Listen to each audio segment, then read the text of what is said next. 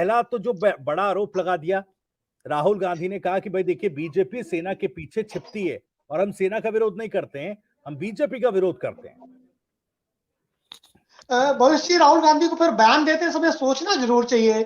जो बोलते हैं उससे तो यही लगता है कि वो बीजेपी का नहीं सेना का विरोध करते हैं। जैसे चीन के सैनिकों ने भारतीय सैनिकों को खूब पिटाई की।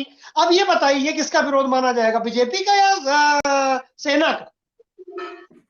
हमारे इतने सैनिकों को ये कर दिया, ये बीजेपी का विरोध है या सेना का?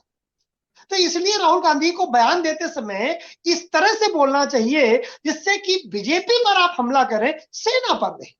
जब आप सेना पर हमला करते हैं या सेना और बीजेपी को एक मान लेते हैं, सेना, बीजेपी और सरकार तीनों को जब आप एक मान लेते हैं तो देश की जनता को आपके बयानों से दिक्कत होती है। तो इसीलिए राहुल गांधी को बार बार उनके जो सलाहकार हैं, इस बारे में उम्मीद है राहुल गांधी के लिए मैंने एक भविष्यवाणी की थी, आप ही के चैनल में की थी कि कोई वैसे तो कश्मीर से कन्याकुमारी हम लोग ट्यून्ड है, वो काश कश्मीर से कन्याकुमारी यात्रा करते जो परंपरा रही है, लेकिन चलो उल्टा है, कन्याकुमारी से कश्मीर तक जिन्होंने देश की यात्रा की तो कोई व्यक्ति बदलेगा और वो बदले बदले नजर आते हैं। बीजेपी के लिए थोड़ा असहज भी करते हैं वो, लेकिन फिर भी मैं कांग्रेस की इस नीति से जो सेना की के अगेंस्ट जाती है, इस समय मैं बड़ा असहज महसूस करता हूं कि जो भी बोलते हैं उसमें सफाई क्यों देनी पड़ रही। देश की जो विदेश नीति है, देश की जो सुरक्षा व्यवस्था है, इसमें लगभग एक कंसेंसस हमेशा रही है कि देश के साथ सभी विपक्ष भी और सत्ता पक्ष एक साथ खड़े होते हैं।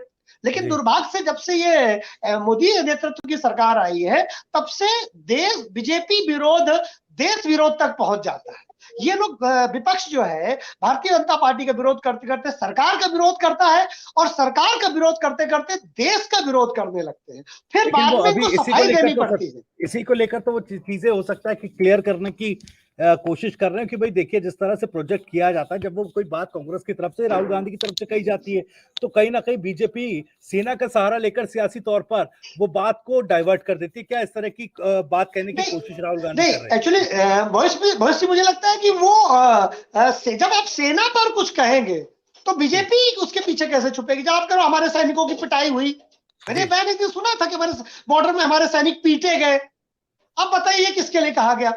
ये बीजेपी के लिए आपने बयान दिया था। मैं एक बार एग्जांपल के रूप में ले रहा हूं, ये बीजेपी के लिए बयान नहीं। आप करो इसको गलत ना समझो या बीजेपी से मिसकोट ना करे, वो तो करेगी, राजनीतिक पार्टी है। आप राजनीतिक हमला बीजेपी पर करिए, लेकिन सेना के मैटर में, देश की सुरक्षा के मैटर में बोलते समय ऐसा बोलिए कि देश के वालों को क्लियर मैसेज जाए, क्लियर संदेश जाए। जैसे अभी आप राहुल गांधी का एक बयान सुन रहे थे कि हम जब आए दक्षिण से उत्तर तक तो मुझे लगा कि 108 दिन की यात्रा में कि भारत में तो लोग मैकेनिक और वो बनना ही नहीं चाहते, सब डॉक्टर इंजीनियर और आईएएस बनना चाहते हैं। तो 50 सालों बाद कांग्रेस के एक नेता को यह समझ में आया कि इस देश का जो एजुकेशन मॉडल वो कितना फेल है, उसमें क्लियरिटी आ गई। तो कम से कम जब आप बोलिए तो क्लियर बोलिए। सेना ऐसा मौका मत दीजिए कि बीजेपी पर हमला करते करते आप देश पर हमला करते हुए दिखाई दे। उम्मीद है कि राहुल गांधी जब तक कश्मीर पहुंचेंगे तब तक उनके अंदर और मैच्योरिटी आ जाएगी और वो परिपक्व हो जाएंगे। और अभी भी मैं अपनी पत्नी से बात कर रहा था, वैसे हमारी दोनों की व्यक्तिगत बात है लेकिन राष्ट्र को जानना चाहिए। उन्होंने कहा और कुछ हो ना हो, मेरी पत्नी का कहना मैं कोट कर रहा हूं, राहुल गांधी एक अच्छे नेता के रूप में उभरेंगे और देश का कुछ भला भी करेंगे। चलिए ठीक है सर, मैं और भी रिएक्शन लूंगा। आ रहा हूँ सर, आ रहा हूँ। हालांकि राहुल गांधी की कुछ बाइटें भी हैं, वो मैं सुनवा दूं जरा एक बार। राहुल गांधी ने क्या कुछ कहा, मध्य प्रदेश को लेकर भी कहा देखिए क्लीन स्वीप करेंगे इस बार हम मध्य प्रदेश में, और वो जो आरएसएस को लेकर जो बातें कही वो एक एक करके सुनवा देते हैं। पहले सेना पर क्या कुछ कहा, उसके बाद अरविंद जी मैं आपके पास आऊंगा। एकदम कहते मैं आर्मी की बात कर रहा हूं, नहीं अटैकिंग मोड में आगे वो कह रहे भाई गुरु मानते तो जाइए नागपुर। अब वो किस तरह से प्रोजेक्ट बीजेपी इसको करने वाली है, ये भी अहम सवाल है। एक्चुअली कांग्रेस का जवाब देने वाला तंत्र बड़ा कमजोर है। उनको क्या कहना चाहिए, हम मानसिक गुरु मानते हैं, बात खत्म हो जाएगी। क्या दिक्कत है? एकलव्य की तरह मांगते हैं तो फिर अंगूठा मांगने वाला विलेन तुरंत वो हो जाएंगे जी। भाई एकलव्य के साथ जो हुआ वो तो इतिहास में गवाह है ना कि गुरु उसमें विलेन है। तो बस इतना कह देते कि नहीं बिल्कुल गुरु मानते हैं लेकिन एकलव्य की तरह, बस काम बन जाएगा। तो कांग्रेस को प्रत्युत्तर देना नहीं आता है। मैं एक कांग्रेस स्पोक्स पर्सन होता तब तक मैं मीडिया बुलाकर खटाक से एक प्रेस कॉन्फ्रेंस करता और कहता कि बिल्कुल, लेकिन समस्या ये है कि हम एकलव्य हैं। तो एकलव्य का मतलब दलित, पिछड़ा सब आ जाता भारत में। और विश्वामित्र, सॉरी, वो जो उनके गुरु थे अर्जुन के, वो खलनायक हो जाते तुरंत। अभी आरएसएस को खलनायक बनने में कितनी देर लगती है? आप जवाब तो जरा ढंग का दीजिए।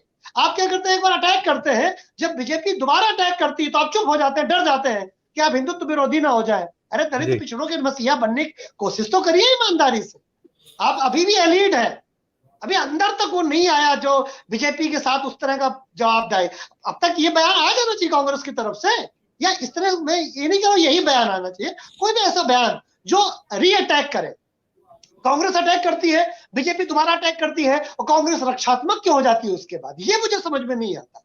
अटैक के बाद दोबारा अटैक कांग्रेस नहीं करती है, उनकी वो मुद्रा रक्षात्मक में चली जाती है। अब देखिए कोई बयान नहीं आ रहा कांग्रेस का, अब तक प्रेस कॉन्फ्रेंस हो जानी चाहिए। तो ये लोग थोड़ा लेजी है, ये 19वीं सदी और 20वीं सदी की कांग्रेस, ये अभी मतलब उस तरह की कांग्रेस नहीं है जो बीजेपी। एक्चुअली मैं आपके चैनल में कह चुका हूँ भैया जी कि बीजेपी 22वीं सदी की पार्टी, वो समय से ज्यादा एडवांस है, और कांग्रेस समय से पीछे की पार्टी है। वो 19वीं 20वीं सदी की सोच के आधार पर धीमे धीमे कछुआ की चाल से चलती है।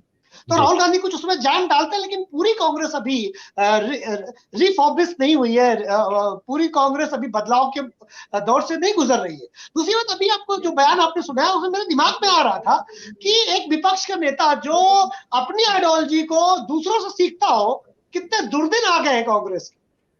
अब आरएसएस और बीजेपी से वो अपनी आइडियोलॉजी को सीखेंगे, अपने आधार स्तंभ को सीखेंगे, तो थोड़ा सा गड़बड़ वाली बात। अब मैं अगर बीजेपी का होता तो मैं ये कहता कि बताइए इतने बुरे दिन कांग्रेस के आ गए हैं कि जिस सत्ता में 50 साल से पार्टी है, जो पार्टी वो अब विचारधारा दूसरे विरोधी दल से अपनी विचारधारा सीखेगी। तुम्हारे पास क्या कम लोग हैं सिखाने वाले?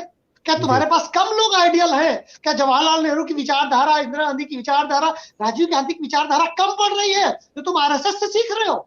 तो अभी भी इनको बहुत सारे काम करने की जरूरत है। बट हाँ, पांडे जी की जो हमारे पत्रकार साहब है, उनकी एक बात से सहमत हूं, मोर कॉन्फिडेंट दिखाई दे रहे हैं, आंखों में वो फेस करने। अभी क्या होता था, आप पिछले डिबेटे या पिछले राहुल गांधी को देखिए, उनकी आंखों में वो कॉन्फिडेंस नहीं था, आई कांटेक्ट नहीं करते थे, वो अजीब तरह से बात करते थे। वो चीजें बड़ी बदलाव देश के लिए बहुत सकारात्मक है राहुल गांधी का बिंदु, लेकिन अभी बहुत सीखना है उनको, मुझे लगता है। ठीक है सर, धर्मेंद्र जी कुछ रिस्पॉन्ड करना चाह रहे थे आपकी बात पे, उसके बाद मैं। अरे जी, दोनों सवाल। एक तो क्या वो जो एंटी आर्मी या विरोधी, सेना विरोधी जो छवि है, उससे थोड़ा सा क्या उसे बेहतर कर पाएंगे, या उस छवि को थोड़ा कमजोर कर पाएंगे, या जो इतनी कट्टर जो इस वक्त इस मौजूदा समय में जो स्थिति बन रही है। दूसरा, ये जो विचारधारा रिव्यू करने की बात उन्होंने कही है, ये इसका क्या राजनीतिक आकलन आप कर रहे हैं? क्योंकि देखिए, तमाम चीजें हमने देखी, लेकिन विचारधाराओं पर इस तरह से बात कहने की हिम्मत मुझे नहीं लगता कि भारतीय राजनीति में आज तक किसी ने की है। देखिए भाई, सेना वाला मैटर तो भाई मैं कांग्रेस की इस बात का हमेशा विरोधी रहा, खुल के। मतलब मैं विरोध करता हूं कांग्रेस की जो विदेश नीति है, खासकर सेना की नीति है और विदेश नीति, इसका मैं समर्थक, वैसे तो मैं विश्लेषक हूं तो मुझे नहीं कहना चाहिए, लेकिन मैं कांग्रेस की डिफेंस पॉलिसी को लेकर के खुल के विरोध करता हूं। उन्होंने बहुत अच्छा कभी नहीं किया, डिफेंस पॉलिसी उनकी बड़ी ढुलमुल रही। एक्चुअली कांग्रेस का जन्म बड़ा टेढ़ा है, एडजस्ट करने के साथ चलती है। 1885 से जब कांग्रेस एस्टेब्लिश होती है तो संतुलन साधने के चक्कर में देश का बंटवारा करवा देती है। संतुलन केवल एक कारण मैं जान पाया आज तक, कांग्रेस देश का विभाजन करवाती है को कोई दुखी उससे नाराज ना हो जाए। तो शासक और विचारधारा ये तो बहुत स्ट्रांग होनी चाहिए। कांग्रेस की विचारधारा बहुत स्ट्रांग होती है, लेकिन बहुत लोगों को वो ढुलमुल तरीके से सबको जोड़े रखना चाहते हैं। सबको खुश करने के चक्कर में वो किसी को खुश नहीं कर पाते। अब आते हैं इस बैकग्राउंड पर आप उनकी विदेश नीति या डिफेंस को अगर देखेंगे, कांग्रेस ने चाहे सर्जिकल स्ट्राइक हो तो विरोध किया, या पाकिस्तान का मैटर तो विरोध किया, चाइना का मैटर होता है तो वो चाइना के साथ खड़े दिखते हैं। आप साथ खड़े दिखते हैं चाइना के साथ, आप साथ खड़े दिखते हैं पाकिस्तान की सेना के साथ, आपको कोर्ट करती है पाकिस्तान की सरकार, आप एमओयू साइन करते हैं चाइना के साथ। आप बताइए, दुनिया में इकलौता ऐसा मैटर होगा जहां चाइना की सरकार ने इस देश की कांग्रेस पार्टी से एक एमओयू साइन किया। आज तक वो बताते नहीं है कि उस एमओयू में है क्या। आरटीआई में जवाब नहीं देते, क्या तुमने साइन ऐसा किया, क्या गुप्त समझौता तुमने किया। तो इसलिए डिफेंस वाले मैटर में इतना कह देने से कांग्रेस के पाप धुल जाएंगे, मैं सहमत नहीं। कांग्रेस ने गलत काम किया है सेना को लेकर के। मैंने हमेशा कहा बीजेपी को तुमको जितना विरोध करना है करिए, सरकार को बख्श दीजिए। सरकार और पार्टी में बहुत अंतर है, और सरकार को आपको बख्शना पड़ेगा अगर सरकार डिफेंस के मैटर में है। तो सरकार और डिफेंस अलग नहीं किए जा सकते हैं। रक्षा मंत्री कौन है बताइए? वो कह रहे हैं ना, देखिए हम क्या पूरा विपक्ष साथ खड़ा रहेगा। बिल्कुल, कैसे? तो बताइए, सर्जिकल स्ट्राइक में खड़े थे तब तो सबूत मांग रहे थे लोग, तब सरकार को वो फाइट का सबूत दैनिक जागरण में प्रकाशित हुआ था, सरकार को सबूत प्रकाशित करना पड़ा था। आपको एक बार में कहना चाहिए था कि भाई ठीक है, सरकार ने कह दिया ओके। तुम आपके बयानों को पाकिस्तान कोर्ट करता है, इतना फेवरेबल बयान देते हो आप। आपके बयान को चाइना कोर्ट करता है, इतना फेवरेबल बयान देते हो, फिर कहते हो कि हम सेना के साथ खड़े हैं। आप कहे कांग्रेस के कोई नेता थे, कांग्रेस शीला दीक्षित के बेटा, वो कह रहे थे कि सेना विद्रोह करने जा रही थी, दिल्ली में हमला करने जा रही थी, तख्ता पलट करने जा रही थी। आप एक बयान है तो आपने इतने गलत काम किए हैं, डिफेंस को लेकर के, सेना को लेकर के इतनी गलत बयानियां की है, इतने भर से कैसे? हाँ, ये मैं मान सकता हूं कि हो सकता है कांग्रेस की नीति में एक ब्रेक लगा हो। इसके बाद कम से कम अगर कांग्रेस का कोई थिंक टैंक देख रहा हो तो इस बात को जरूर अगर मानना चाहे तो मान ले कि जब देश की विदेश नीति और रक्षा का मैटर आए तो सरकार के साथ खड़े हो जाइए। सरकार और सेना को अलग मत करिए। सरकार और सेना अलग नहीं होती है। रक्षा मंत्री सेना का प्रमुख होता है, लेकिन रक्षा मंत्री पॉलिटिकल आदमी होता है ना। आप कैसे कर सकते हैं अलग? आप बताइए, इंदिरा गांधी को दुर्गा कहा था ना अटल बिहारी वाजपेयी ने, बांग्लादेश जब बना था, और जब यहां मैटर होता तो आप प्रमाण मांगते हैं। तो कांग्रेस की विदेश नीति में, डिफेंस वाले मैटर में मैं कांग्रेस की विचारधारा का समर्थक हो ही नहीं पाता हूं। मुझे बड़ा दुख होता है कि कांग्रेस ऐसा बिहेव क्यों करती है। कोई आंसर तो दे वो कि चीन के साथ खड़े मिलते हो, तुम पाकिस्तान के साथ खड़े हो जाते हो, क्यों खड़े हो जाते हो? ऐसा बयान क्यों देते हो? राफेल का तुम रेट मांगते हो, कोडी उसको खोल देना चाहते हो, सुप्रीम कोर्ट ने कहा कि नहीं हो सकता। आप रेट दे करके उसकी जो सिक्रेसी उसे खत्म कर देना चाहते हो। अच्छा, नहीं भी करना चाहते हो, बीजेपी तो ऐसे ही प्रसारित करेगी, क्योंकि भाई डिफेंस एक्सपर्ट भी यही कहते हैं कि आप अगर रेट बताते हैं तो उसकी बहुत सारी सिक्योरिटी कंप्रोमाइज हो सकती है।